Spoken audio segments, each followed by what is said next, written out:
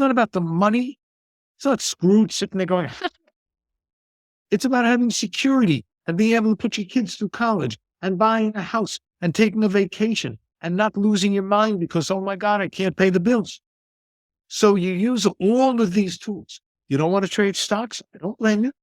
Frankly, day trading is nuts. I will always give the broad sense of what's happening in all the markets. Just having that alone should help people make decisions about their lives.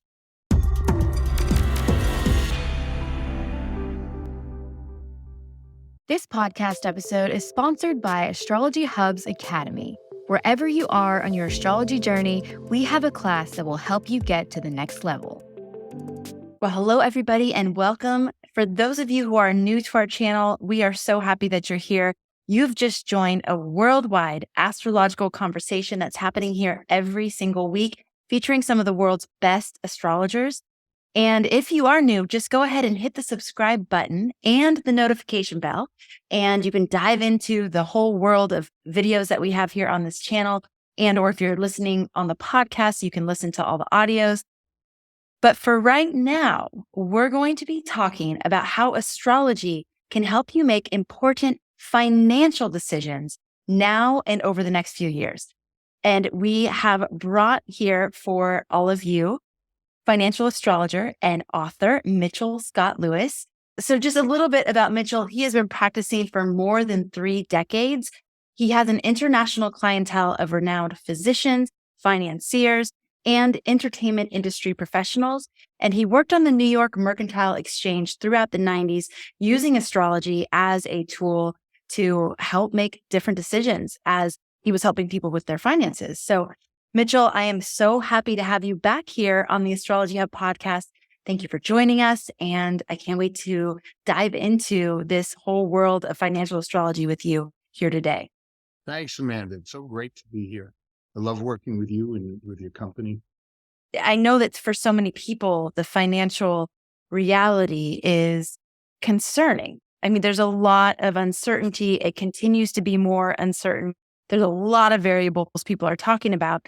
And so having astrology as a part of your toolkit, I think of it as one more data point that you can consider as you're making your decisions.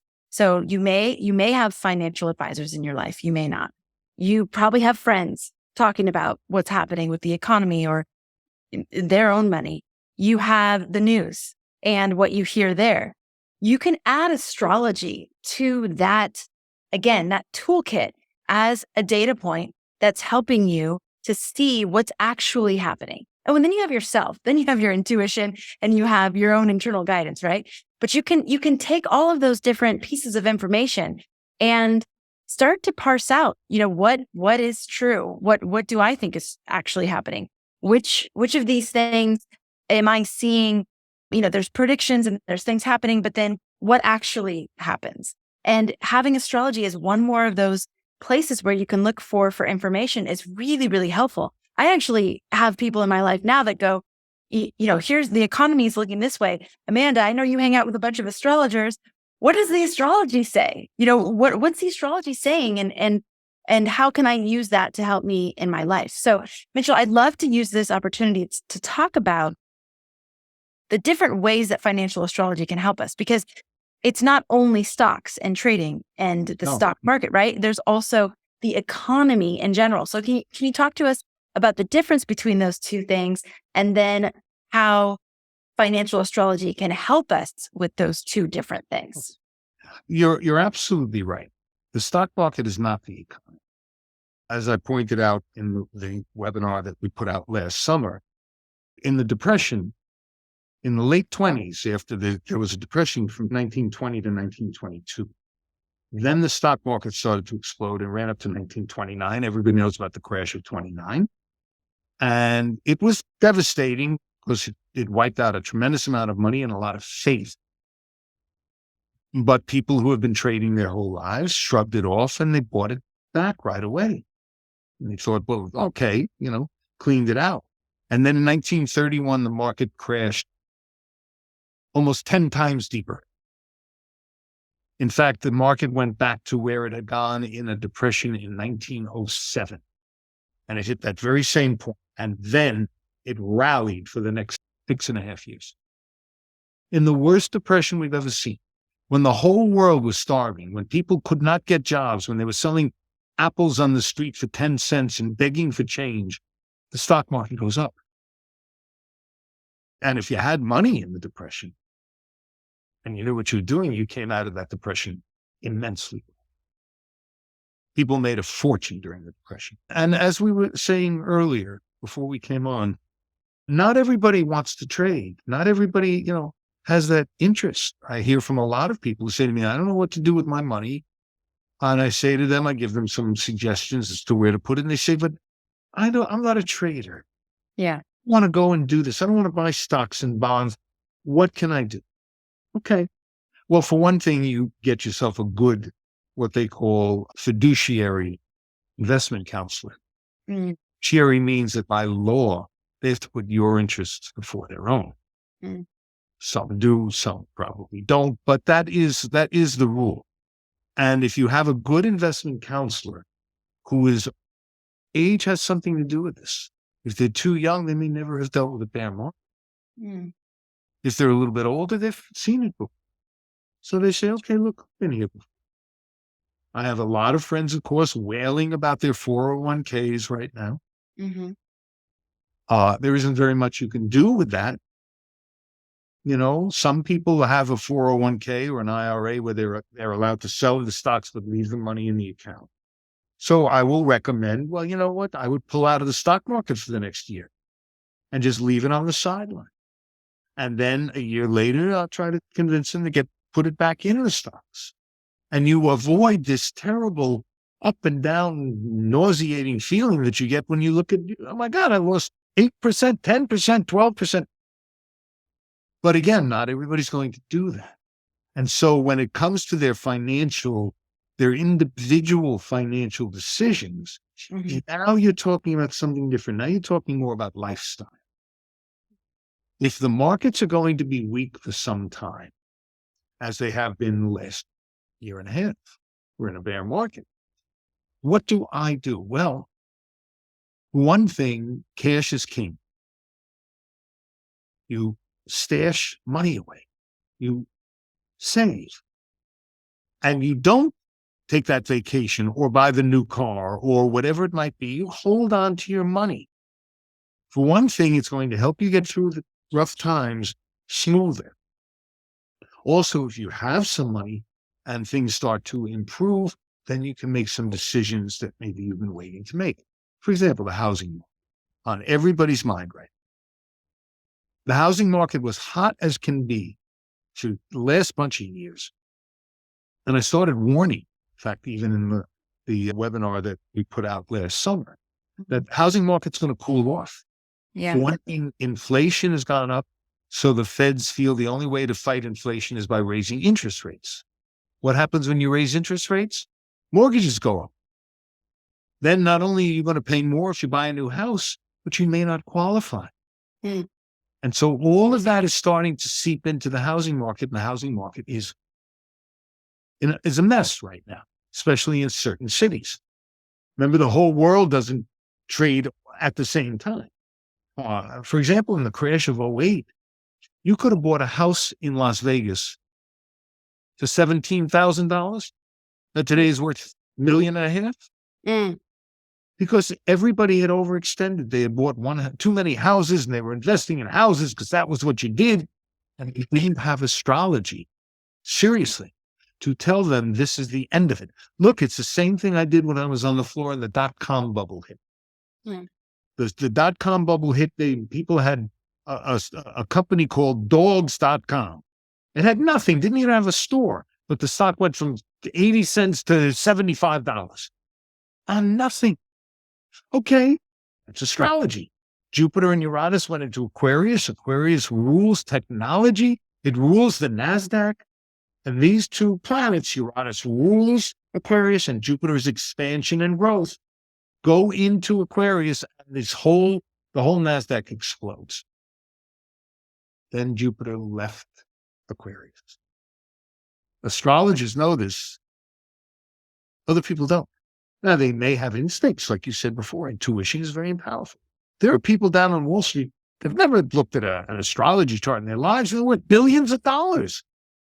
But the tool that astrology is and the extra little edge that it gives you, my God, I mean, I can't even tell you, man, I've been doing financial astrology for decades. And, as soon as I got a handle on it, I started to make money right away. Now, I also had to learn my lesson. You got to get, kicked a few times. Everything I do is great. I'll give you one quick example. Silver. Silver's ruled by the moon. It's a very volatile market. It goes up and down quite a bit. And here I am, I'm making money like crazy, and all the accounts are going up, and I'm saying, oh my God, I'm going to retire very soon. And I walk in the morning on a new moon in Aries. And I said, oh, this market's going to explode. So that the clearinghouse, these are the people who put the trades through, they call me up on the phone. They say, what do you want to do? You have a pretty big silver position. What do you want to do? Where do you want your stop? If a market, let's say a stock is trading or a commodity is trading at 20, and you want to put a stop in, you put the stop in at 16. So if it hits there, you're automatically out and you don't get crushed. It was arrogant. I said, oh, I'm going to watch the open. Let's wait and see what happens. It wasn't a new moon in Aries. It was a new moon eclipse in Aries. I hadn't been doing this long enough to know. Now I know. And so it opened up, it crashed, and I lost most of my account. Wow. In 4 or 5 minutes. Wow. What a lesson that was. Right. And I had a backer who was backing me, and he's a very wealthy guy. And he calls me up. He says, what did you do, you son of a, what did you do? Get out of the trade. I said, leave it. It's going to come back. He said, leave this. Just get out. So he went out and he says to me, he closes down the account. He says, I'm putting you out of business. Oh my God. Everything was going along so well. Now I'm going home with my tail between my legs. And no, because you didn't see it was an eclipse and you didn't know the eclipse would change everything. Arrogant. Wow. Interesting. By the way, just to finish that story. Yeah. 2 weeks later, he called me up. He said, did you learn your lesson? I said, yeah, always put a stop in. He said, okay, I'm opening up another account for you and you don't have to pay back the losses. Oh, good. That's good. I like that. I made him money, and he liked telling his friends that he had an astrology working. Nice. Okay.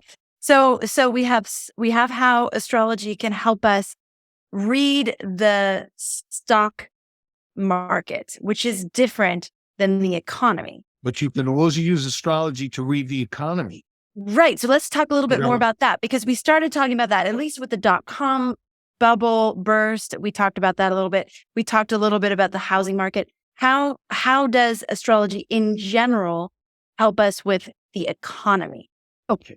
We're in a period this year. 2023 is quite a remarkable year. Astrology. Jupiter has changed signs. It's now in Aries. Saturn is about to move into Pisces in March. And Pluto is about to enter its long, long journey through Aquarius. Each of these will have an effect on our personal lives, on our personal charts, and on the world. Just like when Mars was retrograde for quite a bunch of months, and it starts to go direct, and a lot of people want me to write articles for them. So would you write about? So I did, and I wrote for the NCGR and some of the other groups. And I said, well, for one thing, when Mars is in retrograde, historically, whoever is the aggressor loses. This is true to the ancient Greeks. I mean, I've gone back and done all this kind of homework because I'm a lunatic. And I said, look at what's happened to Russia in Ukraine. They're getting crushed here and they're pushed out here and they're pushed out there. I said, but when Mars goes direct, you're going to see an escalation in the war. That's exactly what has happened. Russia is preparing a whole new group of troops. The Europeans are giving the Ukrainians tanks. It's going to explode. So when it comes to the finances of the world, now Jupiter going into Aries, I said, I believe would, as it has historically, be bullish for the market. That doesn't mean we are going to have a bull market for the next year, but I expected the stock market to go up. Since it went in there, the stock market has been exploding the last 2 weeks. Really just unbelievable. 200, 300, 400 points a day. And it's really doing great. Is that going to continue? Well, time will tell.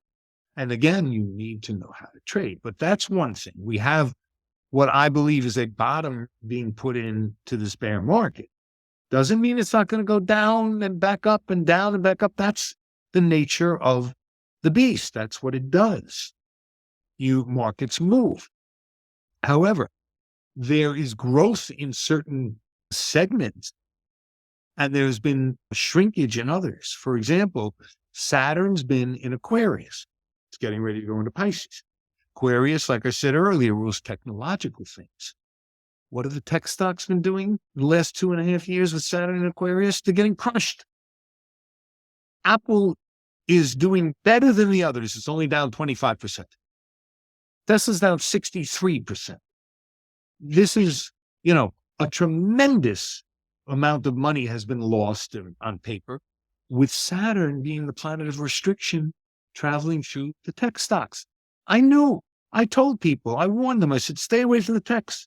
You want to trade, you feel like you're going to buy, or short the tech stocks. That means you're selling what you don't own. You're allowed to do that in stock market. Do you think Saturn moving into Pisces will then alleviate some of the pressure on the tech stocks? Yes. And where will it add pressure? Housing market. Okay. So Saturn moving into Pisces, which is happening in March, and then Saturn will be in Pisces for 2.5 years-ish, right? You're seeing then the housing market get squeezed or restricted during that time. Why are you saying Pisces is related to the housing market? Each of the signs has a certain energy. When the housing market bubble collapsed in 2005, I also, not to blow my own horn, but I predicted that on Coast to Coast, and I predicted, or maybe I was not Coast to Coast yet, I don't remember, but in lectures all over the place and in my writing, because for 2.5 years, Saturn had been in Cancer, which is the opposite sign of what it rules. I'm a Cancer, you're a Capricorn. We are opposites. And then it moved into Leo and began to oppose Neptune, which rules Pisces. Neptune is by nature not interested in material things. Now, there are plenty of Pisces who are wealthy. It's not a matter of that. But the energy of Pisces and Neptune is much more involved and interested in spiritual things, in inner growth. And so very often when Neptune opposes or squares or conjuncts the sun, we have a very bad few days in stock market. So what happened was Saturn enters Leo, and the very week, July 2005, that Saturn left Cancer, the top of the housing bubble happened. And it starts to come off after years of rising up. How many times, Amanda, I have seen the exactitude of these transits hit, and I say to myself, it makes me laugh. Yeah. I said, I expected, but this is crazy. Same thing happened. Mind-blowing every time, isn't it? So Saturn goes into Leo and it begins to oppose Neptune. Neptune dissolved Saturn. Saturn rules banking, housing market. Okay? And what happened was the mortgage debacle took place where banks were giving you a mortgage. You made $30,000 a year. They were selling your house for $750,000. Yes. If you lived to be 500, you couldn't pay off that house. Yes. Then they were wrapping those up and calling them securities and selling them as investments to Italy and Spain and Portugal and Iceland and Ireland and, of course, to Americans as well. And it collapsed the entire world economy. We came this close to a second Great Depression. It was policies that were put in place by the government and the strength of the U.S. dollar and bonds that saved the world, frankly. And so that's an example of Neptune doing its job. which is to take away, you go through a Neptune transit, very often you lose things, you lose money, you lose stuff, people will leave your life. Why? Because you have other lessons to learn. Hmm. Now, with Saturn going into Neptune ruled Pisces, we're already seeing the decline of the housing market. And I don't think the housing market's going to collapse like it did in 2005. You have to take into account fundamentals, things that are happening in the world. Why are we having such a bear market? Well, there's inflation. Why are we having inflation? Well, COVID, the war in Ukraine, price of oil goes up. I cover all of the different periods of inflation that we've had since the turn of the 20th century in that July forecast, the July webinar. Now, what you need to do is you say, okay, let's say Mitchell's right. The housing market is going to be weak. Well, how weak is it going to be? And what about my city? And what do I do if I want to buy a house or sell a house? What's a good time to do that? Then you have to do the homework. Hmm. Look, a lot of people want astrology to poof, and it's all done. Wave a magic wand over my chart and everything's. It doesn't work that way. It's a tool you need to use. So Mitchell, when you're saying do the homework, would you look at your individual natal chart and compare it against the energy of Saturn and Pisces, for example? Or would you look at the chart of your city or town or like, how would you do that? That's a good question. There are different ways different things you need to consider. I would say 75% of the time, your stock will go up or down based on whether the S&P goes up or down. S&P is 500 stocks. And the New York Stock Exchange and the Dow and the NASDAQ, they move with the collective. The individual, now your individual chart has a lot to do with what you should be doing with your finances. No question about it. This is what I talk to many people through the year, every year, about their personal finances. You want to buy a house? Okay. How much money do you have? How much do you want to spend on the house? Are you going to spend too much because you want a bigger place than your brother or your friend or whatever? And then are you going to leave yourself in a lurch? If the property value goes down, then you can't refinance. Well, then I look at the individual's chart and I say, well, who is this person? How do they look at things? What are their values? What's important to them? Sometimes somebody will come to me for financial advice and I'll give them financial advice and they'll call me back for another reading a month later. I'll say, okay, whatever it is. Well, they're getting divorced. They didn't see it. If I'm not looking for it, I can't predict that. If they talk to me about their marriage or they took, because there's so much to cover in it, you can't. Or they lost their job or whatever the situation is. And so we have to then look at their financial situation differently. I have no problem with changing my mind or with reviewing a chart. When circumstances change, that's when people tend to come to astrologers. Very rarely do people come to astrologers because things are going too well. Right. So you look at your individual chart and your individual circumstances. My mother died. I've got an inheritance. It's sitting in a bank. It's not doing anything. What should I do with the money? Okay. That's what we talk about. I want to buy a house, but I'm living in a house now. I need to sell that first. Well, with a weak housing market, you may have a hard time selling your house and you may sell it at a much lower price than you had planned on. So it might take a little longer for you to be able to buy that house up the street that you have your eye on. Okay. That's when the individual stuff kicks in and connects with the collective. Right. Okay, that makes sense. So we can tell from the global astrology, like the global astrology being, for example, Saturn moving into Pisces. That's for everybody. That's not an individual thing happening. That's for all of us. Right. So that's happening. And we can see from that probably the housing market is going to weaken under that energetic influence. I think it will be an extended period of weakness, but not necessarily. An extended period, the whole 2.5 years? There'll be ups and downs. Okay. All right. So then within that, if you're trying to make decisions about what to do with your money during this weekend housing market under this astrological influence, then you would want to consult your personal situation. You would want to consult your chart and what your chart says about your personal financial outlook, right? Absolutely. Absolutely. Yeah. Okay. And these are the kinds of things that we're covering in this webinar series, so that we're going to be talking about the global transits that are affecting everybody. You're going, Mitchell, in and selecting certain stocks and different companies or sectors that actually look like sectors is what I want to focus on a little more. right sectors. So we talked about tech. We talked about what other things did we talk about today? Well, I mean, there's the energy sector, there's the materials, there's Right. utilities, there's Right. many and housing.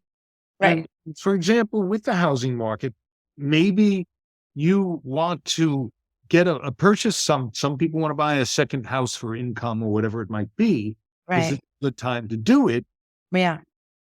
If it depends also on, among other things, your age. Mm. If you're 40, you'll invest one way. If you're 70, you should be investing a different way. Well, and like you brought up before, if you're dependent on something else to sell quickly and at a high price, that might be an issue because of what's happening right now. Right? Okay, so we're talking housing market. I know that economically people are also concerned, and I'm not asking you to give answers here, but how can astrology help us when we're looking at things like inflation or the rising costs of food? For one thing, Amanda, in the July webinar, Mhm. I told our audience, inflation is temporary. Yep. It's already gone down from almost 9% to 6%. You know what's amazing about when you did that, Mitchell, is that was at a period of heightened hysteria. And that was one of the reasons why I invited you on to do that webinar with us, is because I could sense and feel in myself there was this panic that was happening, that things are completely falling apart, and we're in the inflation is just going to keep going up and up and up and up, and Right. people aren't going to be able to feed their families. And I know for some people that may be true, but it wasn't at the level that the media and that just sort of the collective conversation was at. It didn't happen that way, and you were already looking at the astrology saying, this has a top, and it's not going to just continue rising out of control. This will get contained. And so the message was really grounding for all of us at the time. And that's, again, one of the gifts of astrology, especially as we look at our finances, is like, what is hype? What is fear mongering? And what does the astrology say about what's actually happening and what's actually going to happen? Well, that's exactly what I try and do, not just with finances, but people come to me hysterical because their lives are falling apart. And Yep. after an hour and a half reading or so, you calm down. Right. And I say to them, now take a long walk by the river. Don't throw yourself in. It's going to be fine. You're going to get through this. Yeah. It does give people a great deal of solace. But again, you have to be accurate. Mm-hmm. Just telling everybody everything's wonderful, being a Pollyanna, and then 6 months later they're in worse shape, that's not doing anybody any good. No. So with the markets now, the ingress of these three planets into the new signs, Jupiter is doing its thing. Stocks are rising. They're going to be ups and downs, but the stocks are rising. And some of them are doing just remarkably. As Saturn gets ready to leave Aquarius, the tech stocks are going to recover. So where the last couple of years, equities were the last place you wanted to put your money, now I feel, it's just my opinion, but using the tools that I have, that the stocks are starting to look very attractive again. And I believe, I don't chase a dog. I keep it on a leash.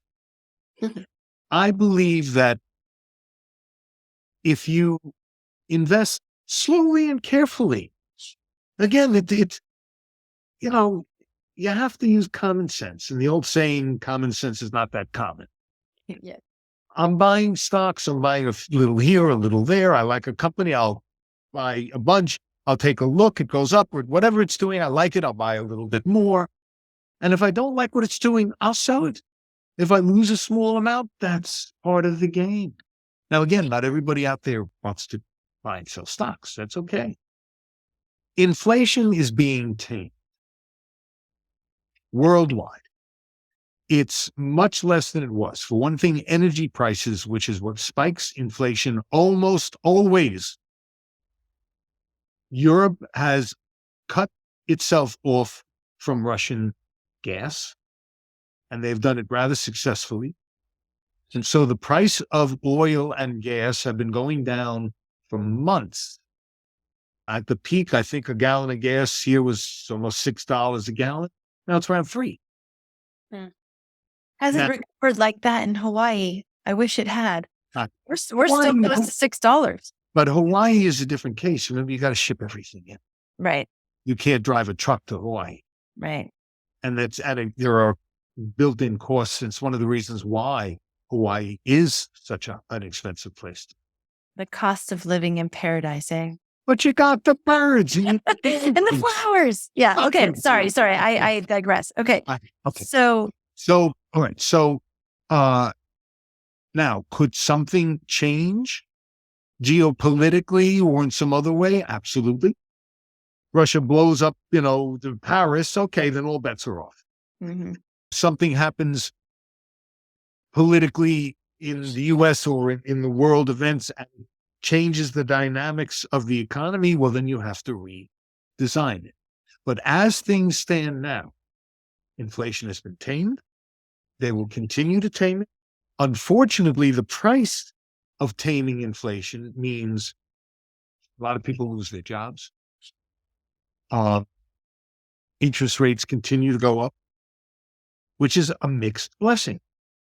For many years, buying bonds was a waste of time. Now the 2-year bonds are paying almost 4.5%. That's a great return. It's not what you're going to get in a stock market, but it's keeping up with inflation. At least it's protecting your money and it's bringing in passive income. And it's not a long term. You don't have to buy a 30-year bond, you buy a 2-year bond. You can buy a 3-month bond and you get some money. Every single quarter, you're going to get money put into your account. Then when things settle down and everything feels good and looks like there's a bull market, you sell the bonds and you buy the stocks. Okay, we have Jupiter going to Aries, Saturn into Pisces. We've talked about both those a little bit, and Pluto in Aquarius. And I know you cover these at more length in the first quarter financial astrology webinar that we've already released that is available to any of you.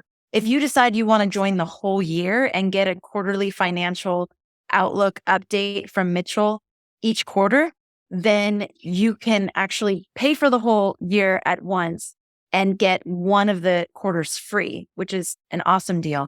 But if you just want to try it out and see if you like it and just kind of do it quarter by quarter, you also can do that. So that's available for you right now at astrologyhub.com/outlook. And you can learn more about the quarterly financial astrology webinar series that Mitchell is producing for us. Again, the reason this was a response from us to what is keeping us up at night. What are people really concerned about? And obviously the economy, your financial security, and the way that things are going is of utmost concern for most people. And so we wanted to just bring astrology in again as another tool, another perspective, another data point that you can lean on as you're making decisions about your life. To put it in perspective, a lot of people like to be hysterical. Gives them something to do. And the price of eggs. If I read one more thing on Facebook about the price of eggs, I understand. Price of eggs are high. I don't happen to like eggs, but that's besides. Eventually, they're going to come back down. There are reasons why eggs went up. There's avian flu in different parts of the world. There's a shortage of chickens. It reminds me of the old joke about the farmer who invents a 4-legged chicken. And the reporter comes and says, how do they taste? The farmer says, I don't know. I haven't caught one yet. Yeah. That's a good one, Mitchell. So people like to have something to rant and rave about. I understand. We all do. I like it. Yeah. But put it in perspective. The world isn't coming to an end. The people are always having babies. It's going. We're going to keep going on for a long time. There are real changes happening. Pluto going into Aquarius, which I think you were about to bring up. Yeah. Pluto rules energy. It rules oil, natural gas, and coal. There are astrologers out there who will disagree with me, and not to be arrogant, but they won't. I spent a decade studying the oil markets and the history of it. And I bring that up in the first webinar we have, just to show you, here's when Pluto went into Aquarius, into Sagittarius, expansive, and it runs up. Here's when it goes into Capricorn and it collapses. Here's when it conjuncts Saturn and it goes to below zero. In 2020, the price of oil went to below zero. It cost the oil companies more money to hold the oil than it was worth. They were saying to people, take it, please. Now, had you bought the oil futures then, be a very happy camper today because it ran up to over $100. Wow.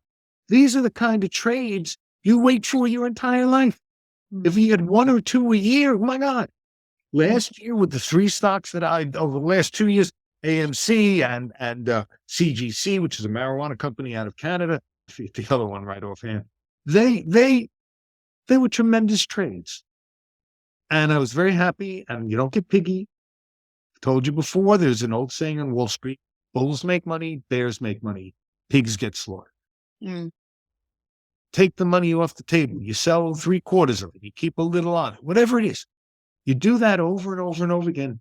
You make a lot of money. And you have your security. It's not about the money. It's not Scrooge sitting there going, it's about having security and being able to put your kids through college and buying a house and taking a vacation and not losing your mind because, oh my God, I can't pay the bills. So you use all of these tools. You don't want to trade stocks? I don't blame you. Frankly, day trading is nuts. That's what I did for years in the commodities exchange. Oh my God. I saw people have nervous breakdowns, heart attacks.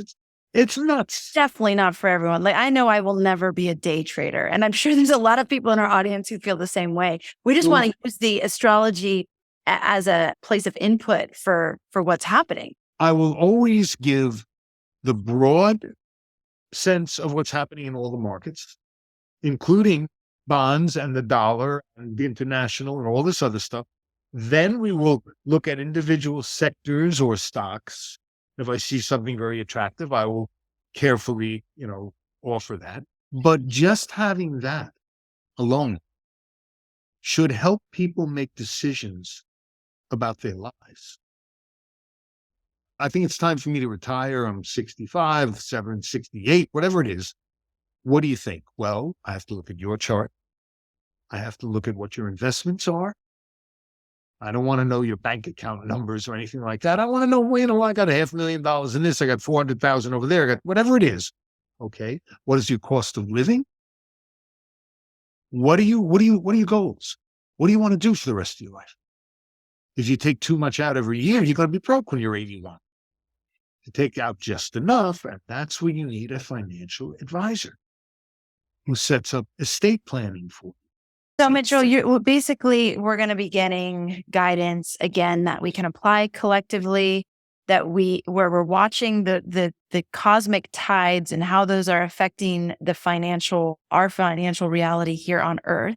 And if you want, how they're affecting you individually. Yes. And then if you want how they're affecting you individually, and you're going to continue to give us insights into how to look at our own charts and interpret our charts from a financial astrology lens or angle. Yes.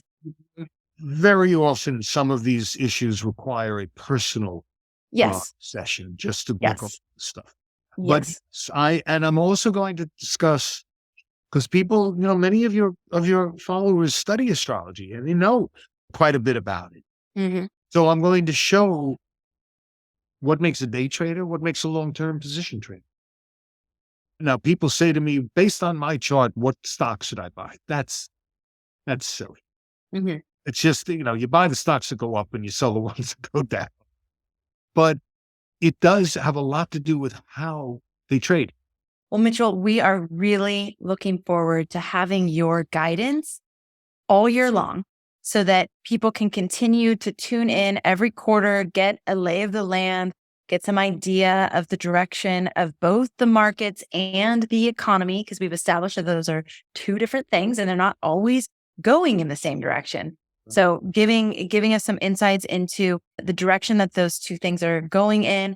Also, if there's any specific things that are really standing out that we need to be aware of, bringing our awareness to those things. And then also continuing to teach us how to take some of these tools and apply them ourselves, and or know when we've hit that limit and it's time for a reading with a professional that can help us look at our chart and really understand it. So Mitchell, I am so grateful that you're here with us and really looking forward to all of the ways that we get to share your wisdom with our community this year. I love working with you. I love your team. You guys are great. You have very talented people working with you. And it's just, and your audience has been very, very appreciative and nice. You got a lot of lovely people there. I love hearing that. I love when the astrologers reflect that about the community, because I agree. We have amazing people out there and just real earnest, sincere curiosity about how to live a better life. And of course, our financial reality is a part of that. So just knowing that astrology can help us in that way too is just amazing. My goal is to help. That's why I became an astrologer. I want to help people. It's just part of my nature. And so anything that I can do to help, but especially people that I'm friends with and I make friends with. So, it wouldn't be a terrible thing if we found a couple of good investments for you. I would love that. I would be a great case study for you. So my dad listened to the first quarterly financial outlook and he said, I am listening to Michael Lewis. Amazing stuff. A classic Manhattan man and so smart. I think your brothers would love this. And what's interesting about that is none of my brothers are into astrology. My dad really doesn't know much about astrology either. But this for them is super fascinating, that there could be other influences that are affecting their work, their jobs, their investments, all those things. So I love that you're in our lives, Mitchell. Thank you so much. And for any of you who want to join us for this journey all year long, you can either decide to get one quarter free and sign up for the whole year, or you can just try this first webinar. It's available now. If you go to astrologyhub.com/outlook and you purchase the first webinar now, you'll get instant access to it. You'll have lifetime access to it. Also, if you want to check out the July webinar that Mitchell did for us, it's awesome. It goes through a lot of the history, a lot of the economic cycles, and it tracks the astrology with those cycles. And so you can see how much the astrology has influenced both the stock market and the economy. And it just helps to give confidence as you're looking at the astrology now and how it's affecting your finances. For me, seeing those cycles and all the correlations and all of the ways that it was sort of written in the stars, a lot of the ups and downs, it can just make me feel a lot more confident in trusting the astrology now as I look forward. And it's very, very entertaining. It's actually so well done, Mitchell. So go check that out. We're going to put the link for that in the description of this episode. And it's also on the screen. So you can just go to that link right now. And looking forward to connecting with all of you as students in this class, this series of webinars. You're able to ask your direct questions to Mitchell underneath the video where you're watching the webinars. And Mitchell's been so good about going in and answering questions. So if you do watch the webinar and you have questions, he will go in and address those. So it's an amazing experience that we all get to have together this year. Another tool in the toolkit, like I've said, and we're looking forward to sharing it with all of you. So Mitchell, thank you so much for being here. Thank you for all of your input and guidance. We really appreciate you. Thank you, Amanda. And again, to you and your whole team. All right. That's terrific. And I really look forward to continuing the work. Same. All right, everybody. Thank you so much for tuning into this episode, for being a part of our community, and as always, for making astrology a part of your life. We'll catch you on the next episode. After what's been going on for the past few years, you need to start making some wise financial decisions. If you're feeling lost and don't know where to start, we got some quick tips from an expert for you. Let's hear what financial astrologer Mitchell Scott Lewis has to say. I think that astrology is a good tool to have at any time. A lot of people want to know, what can I do to improve my financial world? What can I do to improve my retirement fund? Believe me, I made money. I knew nothing about Wall Street, commodities, or anything else. And because of astrology, my very first trade found the top of the cotton market. And I made thousands of dollars within 2 weeks of going on the floor. 2023 was a particularly volatile year, with 3 of the major planets changing signs. What I hope people get out of this webinar is some useful tools. By the end of the series, I would like people to have a good indication of how astrology works in the financial markets, a usable concept about how they can go about making trades and investments for themselves. And I believe that astrology will allow you to do that. So, are you feeling inspired to make 2023 the year of your financial transformation? Just head to astrologyhub.com/outlook to start making some wise financial moves right now. Mitch has been helping his clients for over 30 years, so you can rest assured you'll be in good hands. Again, it's astrologyhub.com/outlook, and I hope to see you there.